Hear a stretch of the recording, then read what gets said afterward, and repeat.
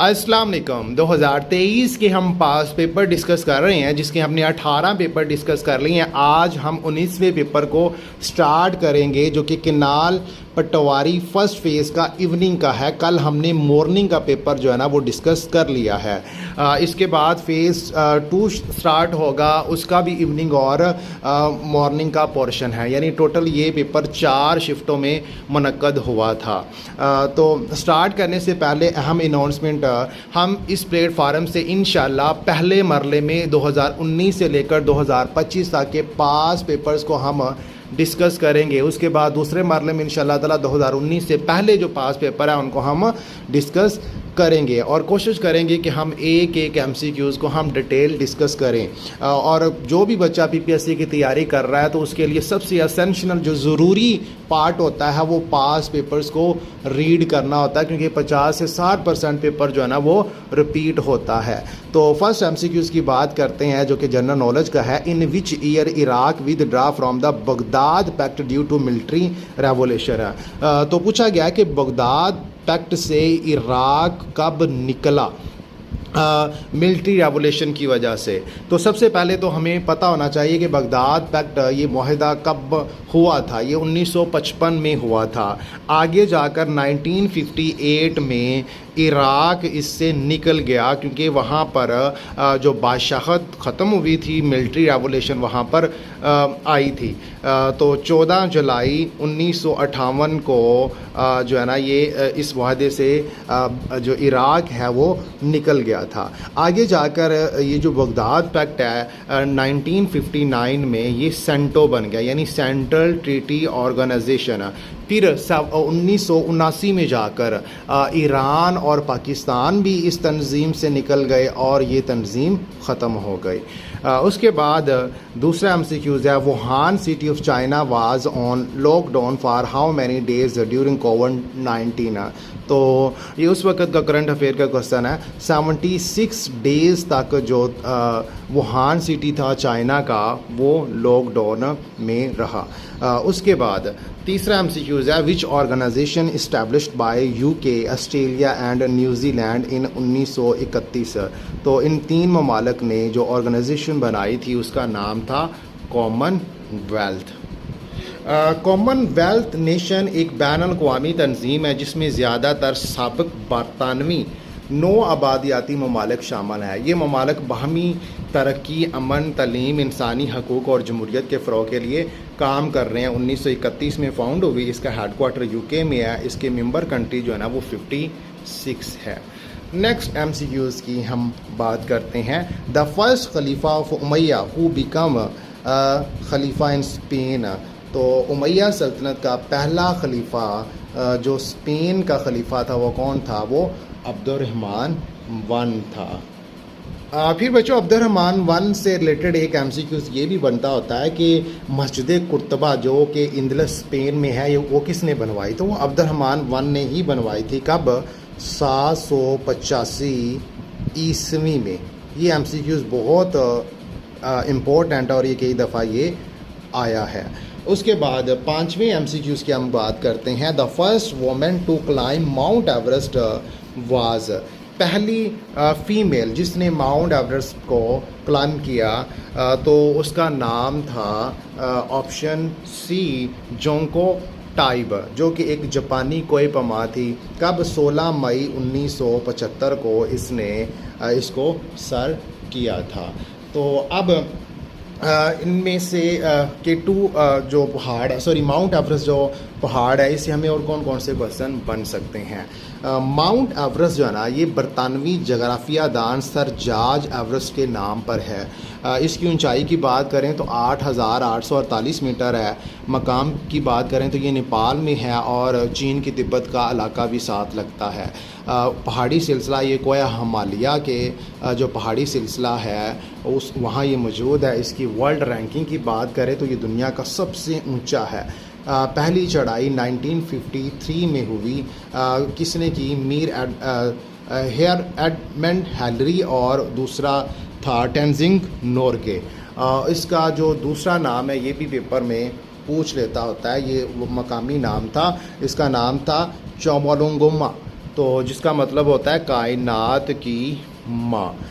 तो अब ये माउंट एवरेस्ट है, तो सेकंड नंबर पर जो है ना वो K2 है। K2 भी एक बरतानवी जगराफिया दान था जिसके नाम था गॉडवन आस्टन, तो उसके नाम से K2 का नाम पड़ा। तो गॉडवन आस्टन भी इसका नाम है, K2 भी है। इसकी हाइट की बात करें तो 8611 है। ये गिलगित बल्तिस्तान पाकिस्तान में है। पहाड़ी सिलसिले की बात करें तो ये कराकोरम में है। रैंक इसका 2 है। एक अतालवी टीम थी, उसने 1954 को इसको सर किया। इन दोनों के मैंने यहाँ पर नाम मेंशन कर दिए। इसके दूसरा नाम जो है वो चगोरी है, जिसका मतलब होता है अजीम पहाड़। नेक्स्ट MCQs की हम बात करते हैं। When the Soviet Union invaded Afghanistan, Soviet Union ने अफ़गानिस्तान पर हमला कब किया? 1979 में हमला किया था। बच्चों सोवियत यूनियन या रशिया से हमें कौन सा क्वेश्चन बन सकता है? ये 1922 से लेकर 1991 तक ये USSR थी, यानी union of Soviet socialist republics. तो 1991 में USSR जो है ना वो टूट गया। कब? 25 दिसंबर 1991 को। 14 रियासतें जो है ना वो इससे अलहदा हो गई। तो ये जो USSR था वो रशिया बन गया। तो उसके बाद जो रूस है बच्चों, ये बर-ए-आज़म एशिया और बर-ए-आज़म यूरोप दोनों में है। तो अगर पॉलिटिकली देखें तो जगराफिकली ये इसका ज़्यादातर हिस्सा एशिया में है, लेकिन पॉलिटिकली इस जो है ना ये यूरोप का ये मुल्क है। क्योंकि जो इसका कैपिटल है मस्कव, वो किधर है? वो यूरोप में है। तो अब वहाँ इस मुल्क में एक मशहूर माउंटेन रेंज है, अर्ल माउंटेन रेंज। ये माउंट रेंज रूस को एशिया और यूरोप में क्या करती है? डिवाइड करती है। कैपिटल इसका मस्कव है, करेंसी इसकी रूबल है, पार्लियामेंट का नाम डूमा है। ये कई दफ़ा पेपर में पूछा गया। सीक्रेट एजेंसी की बात करें तो वो KGB है। यूरोप का सबसे लंबा दरिया जो है ना वो वोल्गा रिवर है, 3530 किलोमीटर है, वो भी इसी कंट्री में है। दुनिया की सबसे गहरी लेक बैकल लेक है जो कि रूस में है। उसकी डेप्थ की बात करें तो वो 1642 मीटर है। रूस का ज़्यादातर रकबा एशिया में है, लेकिन पॉलिटिकली ये यूरोप में है। तो अब दूसरा 2024 में 15 से 17 मार्च को रशिया में बच्चों इलेक्शन हुए हैं। तो उनका नया जो सदर आया है वो व्लादिमीर पुतिन है। ये नया नहीं है, बल्कि ये 5th टर्म के लिए ये आया है। 87% इसने वोट लिए।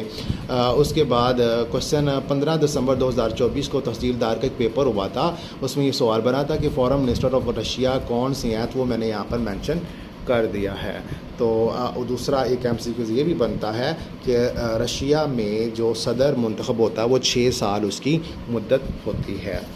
उसके बाद नेक्स्ट MCQs की बात करते हैं। पाकिस्तान ईरान तुर्की इस्टेब्लिश RCD इन। तो RCD ओरिजिनल कोऑपरेशन डेवलपमेंट ये एक तंजीम थी जो कि 1964 में फाउंड हुई। इसके फाउंडर ममालिक में पाकिस्तान, ईरान और तुर्की था। इसका जो हेड क्वार्टर था वो ईरान के कैपिटल तेहरान में था। आगे जाकर 1985 में 7 वसी एशियाई ममालिक इस तंजीम का हिस्सा बने और ये जो RCD है ये ECO बन गई। क्वेश्चन ये भी बनता होता है कि ECO कब फाउंड हुई? तो ECO 1985 में फाउंड हुई। तो RCD 1964 में। ऑप्शन बी इसका सही आंसर है। नेक्स्ट पाक स्टडी का पोर्शन स्टार्ट हो रहा है। 8वां MCQs है। जिन्ना गांधी टाक्स वर हेल्ड इन। जिन्ना और गांधी का जो मुज़ाकरात हैं बच्चों वो कब हुए? वो 1944 में हुए।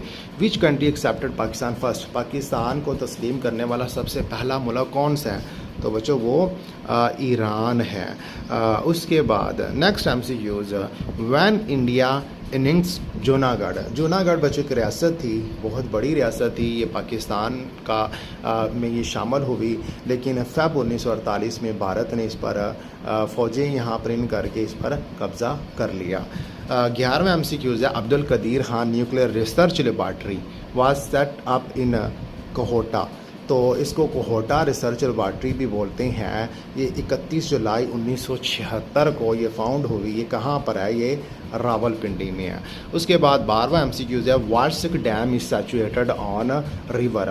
वार्सिक डैम जो है ना ये दरियाए काबल के किनारे बनाया गया। पाकिस्तान के 3 जो मशहूर डैम हैं उनसे अक्सर जो है ना BPSC में जो कमीशन है ये क्वेश्चन पूछता रहता है, तो मैंने यहाँ पर इनको भी मेंशन किया है। Tarbela dam, Mangla dam, Warsak dam. Tarbela dam ये पाकिस्तान का भी और दुनिया का भी सबसे बड़ा अर्थफिल डैम है। ये किधर है? ये हरीपुर KPK में है। मंगला डैम मीरपुर आज़ाद कश्मीर में है। वार्सक डैम पेशावर KPK में है।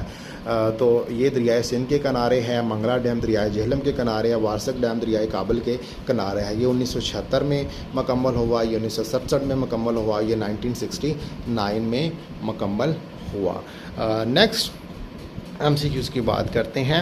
द स्टेट और रिलीजन ऑफ पाकिस्तान इज़, तो पाकिस्तान का जो स्टेट रिलीजन है वो इस्लाम है। 1973 के आइन में इस्लाम पाकिस्तान का स्टेट रिलीजन डिक्लेयर किया गया। उसके बाद which is the largest district of FATA by population. FATA क्या है? Federally administered tribal area of Pakistan. इसका सबसे बड़ा जो डिस्ट्रिक्ट है वो बाजौर है। बाजौर ऑप्शन ए इसका सही आंसर है। नेक्स्ट MCQs की बात करते हैं। Indian independence act got royal असेस ऑन, तो इसका सही आंसर है 18 जुलाई 1947। तो बच्चों 3 जून 1947 के मंसूबे के तहत पाकिस्तान की और इंडिया की पार्टीशन होनी थी। आगे जाकर 18 जुलाई 1947 को ये बिल पास हुआ। फिर 14 अगस्त को पाकिस्तान और 15 अगस्त को जो इंडिया है ना वो उन्होंने जो बरतानिया उनसे आज़ादी हासिल की। उसके बाद in which year Lebanese Doha agreement concluded, तो इसका सही आंसर है 21 मई 2008। ऑप्शन बी इसका सही आंसर है। अब लेबनीज़ दोहा क्या है? एक सियासी मुआहदा था जो लिबनान में खाना जंगी जैसे हालात को ख़त्म करने और 2008 में लेबनान के सियासी बहरान के हल के लिए शहर दोहा में तय पाया। दोहा कतर का कैपिटल है। एग्जैक्ट डेट की बात करें तो 21 मई 2008 है। उसके बाद अब लिबनान जो से हमें कौन से और क्वेश्चन बन सकते हैं उसको भी हम देखते हैं। वो जो लिबनान है इसको Switzerland of the middle east भी बोलते हैं, land of milk and honey भी बोलते हैं। इसके कैपिटल की बात करें तो वो बैरत है। करेंसी इसकी पाउंड है। इसने फ्रांस से 1943 में आज़ादी हासिल की थी। उसके बाद तैफ एग्रीमेंट से और लेबनीज़ सिविल वार से क्वेश्चन अक्सर बन जाता होता है। ताइफ एग्रीमेंट कब हुआ? ये 1989 में हुआ। लेबनीज़ सिविल वार 1975 में शुरू हुई और 1990 तक रही। असल में बच्चों लेबनान में 3 बड़ी कम्युनिटी मौजूद थी, एक ईसाई, सुन्नी और शिया, बल्कि अब भी है। इनकी आपस में नहीं बनती थी। इनकी आपस में लड़ाई की वजह से यहाँ 1975 से 1990 तक एक सिविल वार रही। फिर सऊदी अरेबिया ने तीनों कम्युनिटी के दरमियान माहदा करवाया जिसका नाम था ताइफ एग्रीमेंट, क्योंकि ताइफ एग्रीमेंट से भी अक्सर क्वेश्चन बनता है क्योंकि ये सऊदी अरब का शहर ताइफ में हुआ था, इस वजह से इसे ताइफ एग्रीमेंट कहते हैं। जिसके मुताबिक मुल्क का सदर ईसाई होगा, वज़ीर आज़म जो है ना वो सुन्नी होगा और शिया की तरफ से क्या होगा? स्पीकर जो है ना वो मुंतखब होगा।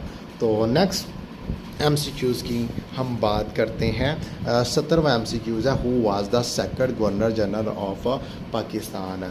तो पाकिस्तान का जो फर्स्ट गवर्नर जनरल वो कायदे आज़म थे। सेकंड गवर्नर जनरल जो थे वो ख्वाजा नाज़मुद्दीन थे। और लास्ट गवर्नर जनरल का भी पूछ लेता होता है कि पाकिस्तान का लास्ट गवर्नर जनरल कौन था, तो वो सिकंदर मिर्ज़ा था। और टोटल 4 गवर्नर जनरल जो है ना वो पाकिस्तान में आए। जी बच्चों मैंने यहाँ पर ये भी मेंशन किए हुए हैं। फर्स्ट गवर्नर जनरल कायदे आज़म, सेकंड ख्वाजा नाज़मुद्दीन, थर्ड गुलाम मोहम्मद थे और फोर्थ सिकंदर मिर्ज़ा थे। नेक्स्ट MCQs की हम बात करते हैं। Who was the viceroy in India during the second world war. Second world war जब हुई, ये 1939 से लेकर 1945 तक रही, और पूछा गया कि बरासगीर में बरतानिया की तरफ से वायसराय कौन था, तो वो लॉर्ड लिनलिथगो थे।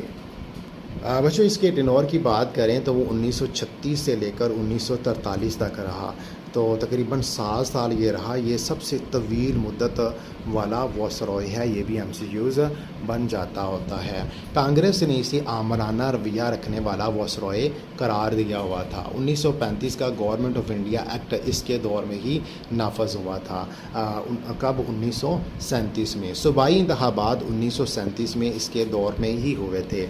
अब इन इंतखाबात से क्वेश्चन ये भी बनता होता है बच्चों कि इसमें कांग्रेस ने 8 सूबों से जो है ना वो जीते थे।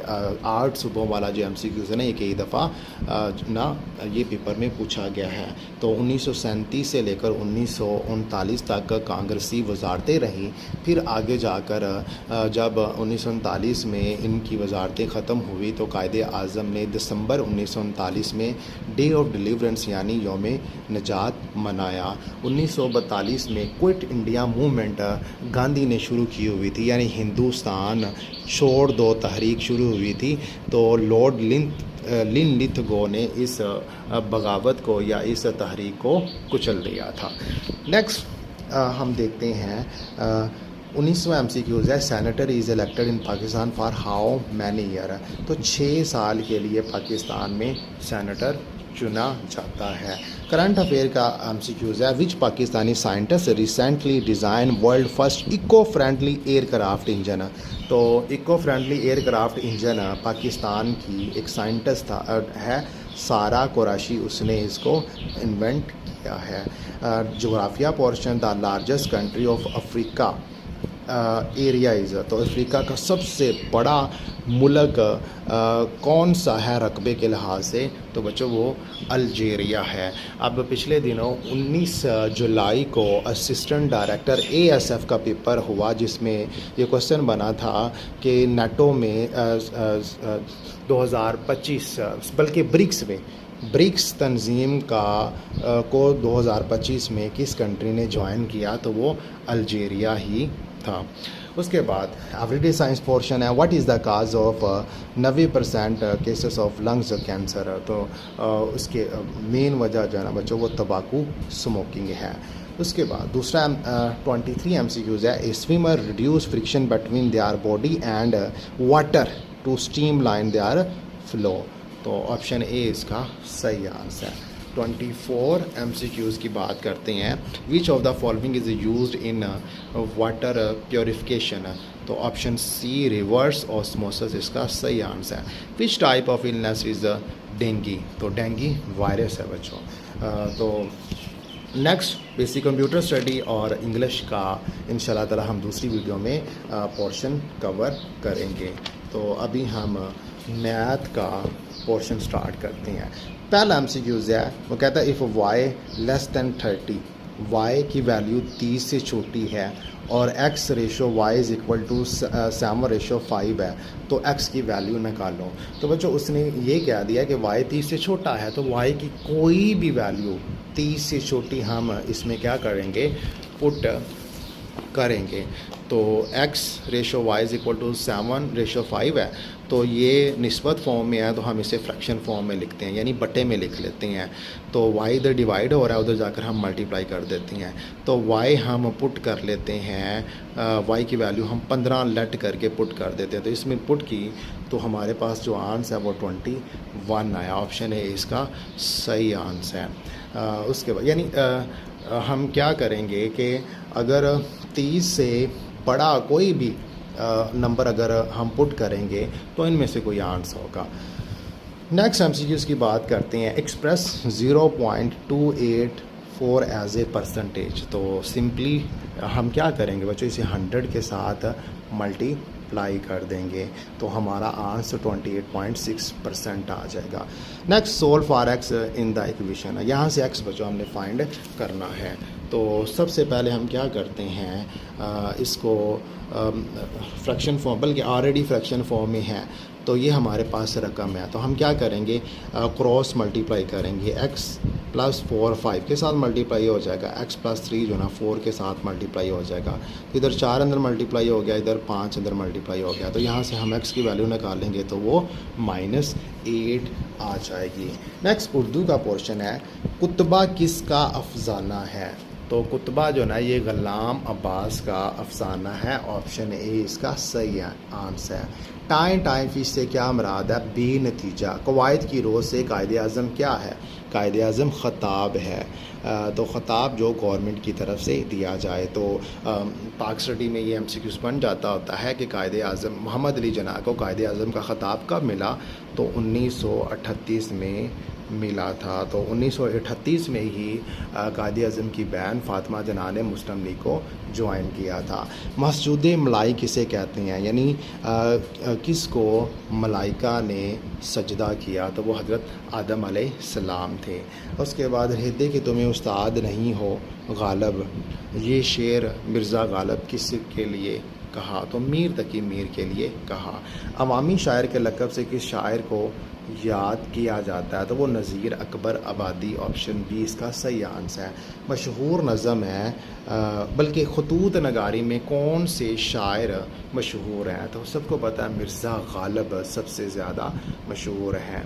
और मशहूर नज़म मद्दो जज़र इस्लाम किसने लिखी, तो ये अल्ताफ़ हुसैन हाली ने लिखी। तो बच्चों ये भी क्वेश्चन बन जाता होता है, अल्ताफ़ हुसैन हाली जो है ना वो किसके शागिर्द थे, तो अल्ताफ़ हुसैन हाली मिर्ज़ा गालिब के शागिर्द थे। नेक्स्ट इस्लामिक स्टडी का पोर्शन है, among the following prophet whose nation was awarded with मनोसलवा। मनोसलवा जो है ना वो किस कौम के लोगों के ऊपर नाज़िल किया जाता रहा था, वो तो वो हज़रत मूसा अलैहिस्सलाम की कौम पर ये अल्लाह की तरफ से ये आता रहा था। उसके बाद 99 MCQs है। अल्लाह पाक सूरतुल अनफ़ाल की आयत नंबर 17 में इरशाद फरमाते हैं, सो तुमने उन्हें कत्ल नहीं किया लेकिन डैश ने उनको कत्ल किया, और आपने खाक की मिट्टी नहीं फेंकी बल्कि अल्लाह ताला ने वो फेंकी, और ताकि मुसलमानों को अपनी तरफ से उनकी मेहनत का खूब इवज़ दे। बिलाशुबा अल्लाह ताला खूब सुनने वाला खूब जानने वाला है। तो इसका सही आंसर अल्लाह ताला है। इनफाल का क्या मतलब है, इनफाल का मतलब है माले गनीमत। तो जो बेहतर प्रिपरेशन के लिए आप चैनल्स को सब्सक्राइब ज़रूर करें, और कमेंट में ज़रूर बताएं कि आपने हमसे कौन सा पेपर सॉल्व करवाना है। अभी के लिए थैंक यू, अल्लाह हाफिज़।